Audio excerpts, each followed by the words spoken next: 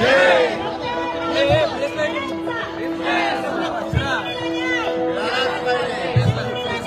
कदाचित तुम्हाला सगळ्यांना प्रश्न पडेल की अरे ही तर राज्यसभेची खासदार आहे, सत्ताधारी पक्षाचे काय आंदोलन चालू आहे.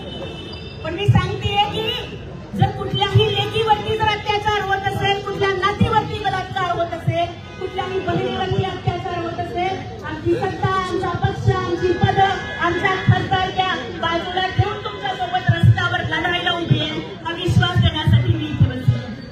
मागच्या 1.5 ते 2 तासापासून 10 वाजल्यापासून आम्ही सगळ्याजणी बसलोय. वरून ऊन आहे, खाली डांबराचा रस्ता तापतोय, आम्हाला चटके बसताय.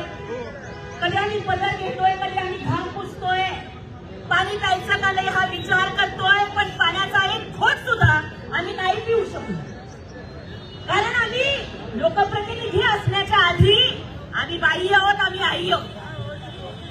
आणि जर पायाला एवढे चटके बसतायत आणि वरून उन्हाचे एवढे चटके बसतायत, तर मला प्रश्न पडतोय की माझं 40-42 वर्ष वय असणाऱ्या माझ्यासारख्या महिलेचे पाय जर हा तापलेल्या डांबराचा चटका सहन करू शकत नसेल, तर त्या 4 वर्षाच्या चिमुरडीनं त्या नराधमाचा अत्याचार कसा सहन केला असेल. आणि मला एक आई म्हणून प्रश्न पडतो की ज्या आईनं 9 महिने पोटात सांभाळलेलं असेल, ज्या आईनं लहानपणापासून हातात वाढवताना आपल्या लेकीला कधी मातीचा डाग लागू दिलेला नसेल, त्या आईला आपल्या लेकीचा शेणात पुरलेला मृतदेह काय वाटलं असेल.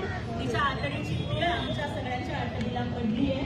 आणि त्यामुळे आज आम्ही इथे आहोत, कारण नराधमांना, बलात्कारांना, त्या लांडग्यांना, त्या हरामखोरांना जगण्याचा अधिकार नाही.